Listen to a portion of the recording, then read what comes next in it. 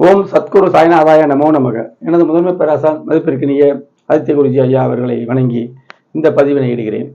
பொருள்: செவ்வாய் தசையும் கடும் திருமண தோஷமும். திருமண தோஷம் தசாபுத்தின் அடிப்படையில் தான் அமையும். ஒரு தோஷம் ஒரு ஜாதகத்தில் இருந்துச்சுன்னா அதனுடைய தசை வரணும். யோகமோ தோஷமோ நடைமுறையில் தசையா வரணும். புத்தியில கூட அவ்வளவு பாதிப்பு இருக்காது. ஏன்னா தசநாதனுக்கு புத்திநாதன் கட்டுப்பட்டவர்கிற முறையில் கடுமையான தசாபுத்தி வந்தா லக்னநாதன் கூட அதை தடுக்கும் அதிகாரம் அவருக்கு இருக்காது. தாங்குற சக்தியை கொடுப்பாரு.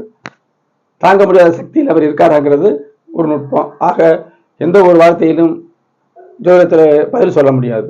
என் பேராசன் அவர்களுடைய கிரக பாவக சுபத்துவ பாவத்துவ சூட்சும ஒரு கோட்பாட்டில் தான் பலன்கள் இருக்கு. கோல்சார பலன்களாக இருந்தாலும் சரி, தனிப்பட்ட ஜாதக பலன்களாக இருந்தாலும் சரி, அதில் தான் பலன் இருக்கு. ஆதிகால ஞானிகள் சுப செயல்களை செய்யக்கூடிய கிரகங்களை, சுப செயல்களை செய்யக்கூடிய கிரகங்களை சுப கிரகங்கள் எனவும், பாவ அமைப்பை செய்யக்கூடிய கிரகங்களை பாவ கிரகம் அப்படின்னு பிரிச்சிருக்காங்க. இது மாறாத அடிப்படையான விதி. சனி முழுக்க முழுக்க பாவ கிரகம். அதாவது சுப கிரகங்களுடைய தயவு இருந்தால் மட்டுமே நன்மை செய்யும். தீமையில குறைச்சிக்கிறோம் முதல் பாயிண்ட். அதீத சுபத்துவம் வரும்போது நன்மை செய்யும். ஆக சுயமா பலன் செய்ய முடியாத கிரகம் சனி. செவ்வாய் நல்லவரும் கெட்டவரும். அவரை சனியோட சேர்க்கக்கூடாது. ஆனா சனி செவ்வாய் சேர்ந்துருச்சுன்னா கடுமையா இருக்கும். இதெல்லாம் இந்த ஜாதகத்துல விளக்க போறேன். ராகு கேதுக்கள் நன்மையினால் பல மடங்கு பெருக்குவாங்க, தீமையினால் பல மடங்கு பெருக்கி தருவாங்க. ராகு கேதுக்கள் அப்படித்தான். இப்ப கடும் திருமண தோஷம் அப்படின்னு வந்துட்டாலே சுக்கிரன் பாதிப்படையும். 2ஆம் இடம் பாதிக்கப்படும், 7ஆம் இடம் பாதிக்கப்படும், 5ஆம் இடம் பாதிக்கப்படும், 12ஆம் இடம் பாதிக்கப்படும், 3ஆம் இடம் பாதிக்கப்படும், 11ஆம் இடமும் பாதிக்கப்படும். இது பூரா நான் சொல்றது தெரியுதா? முதல்ல லக்னம் நல்லா இருக்கணும். அது எல்லாத்துக்குமே லக்னாதிபதி லக்னம் நல்லா இருந்தா ஏதாவது ஒரு கட்டுக்குள்ள ஒரு தோஷம் இருந்தால் தாங்குவாரு. கட்டுக்கு மீறி போனா கூட தாங்கக்கூடிய சக்தி இருக்கும். அது முக்கியம். என்ன செயல்பாடு செய்யணுமா இல்லையா? அதனால அந்த லக்னாதிபதி முக்கியம். அதாவது ராசி அதிபதி கூட. இப்ப திருமணம்னாலே இல்லற தாம்பத்தியம்னா சுக்கிரன். அது பாவத்தை அடையக்கூடாது. 7ஆம் இடமும் கெட்டு போகக்கூடாது. குடும்பஸ்தானம் கெட்டு போகக்கூடாது. குடும்பம்ங்கிறது பொதுவான அமைப்பு தானே. நம்ம பிறந்த வீட்டில் உள்ள அமைப்பும் குடும்பம் தனியா ஆணவ பெண்ணோ திருமணம் செய்யும் போது அந்த 2ஆம் பாவகம் அறிவிக்கும். 2ஆம் பாவமும் 2ஆம் அதிபதியும் பார்க்கணும். சுபத்துவ பாவத்துவ அமைப்பு தான். அதோட அளவீடுகள் தான் பலன். அற்புதமா சொல்லலாம். நான் மட்டும் இல்லை, இந்த தேரியை நம்ம மனசுல இருத்தினோம்னா யாராக இருந்தாலும் பலனை சொல்லலாம். பொதுமக்கள் நன்றாக புரிந்து கொள்ளலாம். இப்பொழுது பொதுமக்கள் ஆர்வல் ஜோதிட ஆர்வல் ரொம்ப வந்துருச்சு. இப்ப தற்காலத்துல நல்லா புரிஞ்சுங்க. பொதுமக்கள் நல்லா புரிஞ்சுங்க. உங்க பிள்ளைகளுக்கு திருமணங்கள் எப்படி இருக்கிறதை தெரிந்து கொள்ள என்னிடம் தொடர்பு கொள்ளலாம். இப்ப இது ஏன் கடும் திருமண தோஷம்னு சொன்னேன்? சுபத்துவ பாவத்துவத்தின் அளவீடுகள், பாவத்துவத்தின் அளவீடுகள். ஆனா இருந்தா 30 வயசுக்கு பிறகு தோஷமான ஆண் ஜாதகம் இருந்தா 30 வயசுக்கு பிறகும், பெண் ஜாதகம் இருந்தா 26 வயசுக்கு பிறகும் சொல்வது பொதுவான பலன். அப்படிலாம் கேட்க வெட்டினாப்படியே நடக்காது. திருமண தோஷம் தசாபத்தின் அடிப்படையில் தான் பார்க்கணும். ஒரு உத்தேசமா 30 வயசு சொல்றோம். அதுக்கு பிறகு 32ல கூட தோஷம் கழியும், 33ல கழியும், 33ல கழியும், 35ல கழியும், ஏன் 40 கூட எடுத்துட்டு போகும். தசாபத்தி அடிப்படை பொதுவான கணக்கு சொன்னோம். எதையுமே நிலைநிறுத்தி சொல்ல முடியாது. அதனாலதான் ஜோதிட விதிகளையும் பலன்களையும் சாப்ட்வேர்ல அடைக்க முடியாது.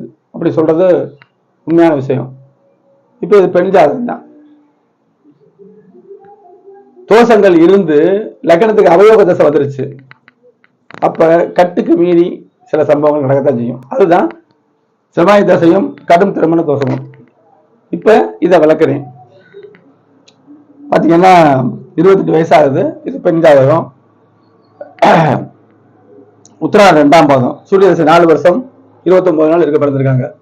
சில இடங்கள்ல வாடிக்கையாளர்கள் எனது பிறந்த வாரங்கள் தெரிவிக்க வேணாம், பேரையும் தெரிவிக்க வேணாம். நான் எதுக்குமே சொல்றது இல்லை. அப்படி சொல்றதே கிடையாது. அவங்ககிட்ட கேட்கும் பொழுது பிறந்த நேரம் தெரிவிக்க வேணாம். பிறந்த நேரம் தேவையில்லையே, கணக்கே நான் போட்டு கொடுக்குறேனே. வயசு 28 சொல்லியாச்சு.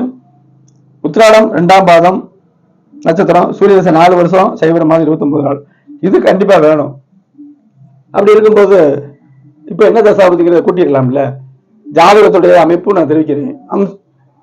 அதை பார்த்துக்கிட்டு இதை பார்த்தோம்னா நம்ம தெளிவா தெரிஞ்சுக்கலாம். அமாவாசை தேதி இதுவும் ஒரு காரணம். சரியா? இப்படி அமைப்புல அடிப்படையான விஷயம் இருக்குது. ஜாதகத்தை விளக்குறேன். மிதுன லக்னம், மிதுன லக்னம் லக்கணத்தை செவ்வாய் பார்த்த சனி, சுபத்துவ பார்த்து அளவீடுகளை புரிஞ்சுக்கணும். வெறும் சனி மட்டும் பார்த்தா எந்த இடத்துல இருந்து பார்க்கறான்னு பார்க்கணும். ஒரே வார்த்தையை சொல்ல முடியாது பாருங்க. செவ்வாய் சனி நேருக்கு நேர டிகிரி வாய்ஸ் பார்த்து அப்படியே இங்க பார்க்க நீச சனின்னு எடுத்துக்கணும். கடுமையான சனி. இடம் கொடுத்த கிரகமும் செவ்வாய், ரெண்டு பேருமே தொடர்பு இருக்காங்க. செவ்வாய் வீட்டுல சனி இருக்காரு, செவ்வாயும் பாக்குறாரு. கடுமையான தோஷம் இல்லையா? லக்னத்தை பாக்குறது. இதுலயே பிராப்தம் கம்மின்னு தெரிஞ்சிடும் எடுத்த உடனே. அப்படி என்ட்ரியானவனே தெரிஞ்சிடும். புதன் குரு வீட்டுல இருக்காரு. அப்ப இவருக்கு தோஷத்துக்கு பின் திருமண வாழ்வு உண்டு அப்படின்னு சொல்லிடலாம். இந்த ஜாதகி புதன் சனியுடைய பார்வையோ செவ்வாய் பார்வையோ படல, ரெமெடி மறுவாழ்வு உண்டு அப்படின்னு நம்ம எடுத்துக்கணும். அதுக்கடுத்து பார்த்தீங்கன்னா 7ஆம் பாவாதிபதி நல்லா தான் இருக்காரு. இதுவும் விமோசனம் தான். சுக்கிரனை பாருங்க, அமாவாசை சந்திரனோட சேர்ந்துருச்சு, கேதுவோடையும் சேர்ந்திருக்கு. குடும்பஸ்தானத்தை ராகு கனெக்ட் ஆகும். ராகு கேதும் ஒரே புள்ளியில தான் இருப்பாங்க, எதிர் புள்ளியில. இப்ப நல்லா தெரியுதே, பார்த்த உடனே சனி செவ்வாய் தொடர்பு பெற்ற சனியின் 10ஆம் பார்வை, சனியின் தொடர்பு பெற்ற செவ்வாயின் 4ஆம் பார்வை. இது போதுமே. சுக்கிரன் இருட்டுக்குள்ள இருக்காரு, இருக்கிற ஒளியவும் சூரிய சந்திரனுக்கு கொடுக்குறாரு. கேது சேருது, செவ்வாய் சனியுடைய பார்வை. எவ்வளவு கடுமையான அமைப்புன்னு பார்த்துக்கிறேங்க. பாவத்துவத்தின் அளவீடுகள் எடுத்தோன்னு சொல்லிடலாம். திருமண விஷயத்துல கண்டிப்பா நம்ம 2ல ராகு. முதல்ல இருட்டு, பிறகு சுபத்துவம். முதல்ல இந்த ப்ளூ கோடு அவ்வளவுமே டேஞ்சர். பிறகு குரு 2ஆம் பாவத்தை பார்க்கிறாரு, திருமண வாழ்வு உண்டு. 4ஆம் இடத்தை பார்க்கிறாரு, சுகமான அமைப்புலாம் உண்டு. சரியா? அதுக்கடுத்து இங்க பார்ப்பாரு 6ஆம் பாவத்தை, வேலை அமைப்புல இந்த அம்மா இருக்கு. இப்படி அமைப்பு தான். அப்ப தோஷத்தினால சுபத்துவத்தை காட்டிலும் பாவத்துவம் அதிகரிக்கும் பொழுது வயசுக்கு தகுந்தவாறு தோஷங்கள் கண்டிப்பா நடந்திருக்கும். எப்ப நடந்திருக்கும்? செவ்வாய் தசையாதான்னு கேட்டேன். இதுல ஆகாத தசை வந்துச்சுல்ல, சூரிய தசையில பிறந்தா 4 வருஷம், சந்திரன் ஒரு 14, செவ்வாய் ஒரு 21. அந்த 21 வயசுக்குள்ள 2-3 திருமணம் அமைந்து ஆகாத விஷயத்துல பாவத்துவத்துல கொண்டு இழுத்து விட்டு சரியாயிருச்சு. ராகு திசையில 4வது முறையாக திருமணம் நடந்திருக்கு. இதெல்லாம் இதுல சாரத்தை பார்க்க வேண்டிய அவசியம் இல்லை. சாரத்தை பார்க்க வேண்டிய அவசியம் இல்லை. கிரகங்களுடைய சுபத்துவ பாவத்துவம் தான். எந்த கிரகம் எதோடு சேருது? நல்ல கிரகம் பார்க்குதா, தீய கிரகம் பார்க்குதா? எந்த விஷயத்துக்கு நம்ம பார்க்கணும்? திருமணத்துக்கு உரிய சுக்கிரனை சனி செவ்வாய் கடுமையா 2 பேரும் பார்த்துக்கிட்டு கடுமையான அமைப்புல பாக்குறாங்க. 2ஆம் இடத்துல ராகு. முதல்ல புறம் பாவத்துவம், பிறகு சுபத்துவம். இது நான் சொன்ன ஜாதகம். தெளிவாக திருமணம் பொறுத்த விஷயத்துல ஆண் பெண்ணுக்கு இப்படித்தான் திருமணம் இருக்கு. 10 பொருத்தம்னா தூக்கி அப்படி போட்டுடணும். அதுல எந்த விஷயமும் இல்லை. ஜாதகத்தை ஆராய்ந்து பார்க்கும் பொழுது முதல் பொருத்தம் என்கிட்ட வரும் பொழுது ஜாதகத்தை பார்த்துட்டு அதுலேயே அவரை பற்றி, கணவனை பற்றி, அப்பா அம்மாவை பற்றி, சகோதரங்களை பற்றி, மூத்த சகோதரர் வேற, இளைய சகோதரர் வேற, தாய் மாமனை பற்றி நடைமுறை வாழ்க்கை சொல்லிட்டு தான் பிறகு அடுத்த ஜாதகத்தை எடுத்து அதுல இணைப்பேன். எத்தனை ஜாதகம் வந்தாலும் 10 பொருத்தம் பார்க்கறவங்களுக்கு இதெல்லாம் தேவையில்லை. அவங்க நட்சத்திரத்தை பிடிக்கிறாங்க. நட்சத்திரமே வாக்கியத்திற்கு மாறுமே, அப்புறம் எப்படி வரும்? அவங்க செய்யற செயல்ல கூட சரி வராது அப்படிங்கிறத சொல்லிடலாம். திருமணம் பொருத்தம் சிறப்பாக பார்க்கணும். திருமணத்துக்கு பிறகு குழந்தைகளை வளர்க்கிற அமைப்புல எப்படி அவருடைய வாழ்வு அமையும், தம்பதிகள் ஒற்றுமை எப்படி அமையும், எழுதப்பட்ட விஷயம் அழகா சொல்லிடலாம். என்னை பற்றி சொல்றேன். அஸ்ட்ரோ சாய் செல்வம் அப்படிங்கிற யூடியூப் சேனல்ல 1300க்கும் மேற்பட்ட சுபத்துவ வீடியோக்கள் இருக்குது. கல்வி, வேலைவாய்ப்பு, திருமணம், 2ஆம் திருமணம், வெளிநாடு அமைப்பு, அவருடைய சம்பாத்தியம் எவ்வளவு, அறிவு எவ்வளவு, அவர் சத்து, ஏன்னா புதன் வலுத்திருந்தா ஒரு ஜாதகத்துல எப்படினாலும் பழச்சிக்கிடுவார் அப்படிங்கிற அமைப்பு.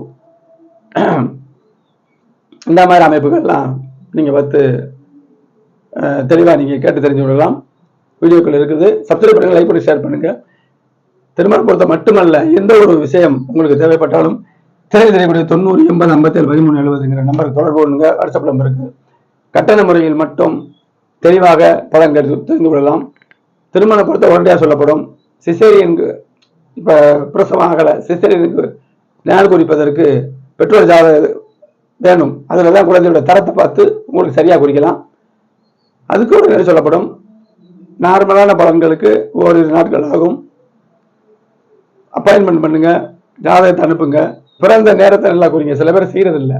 பிறந்த நேரம் அவசியம், அப்பதான் பார்க்க முடியும். பிறந்த ஊர் அவசியம். சரியா? இதெல்லாம் கொடுத்தீங்கன்னா பலன்களை கிரக விளக்கத்தோடு தெளிவாக தெரிந்து கொள்ளலாம். இன்னும் நிறைய வீடியோக்கள் போடுறேன், சோதனை சம்பந்தமான வீடியோக்கள் பாருங்கள்.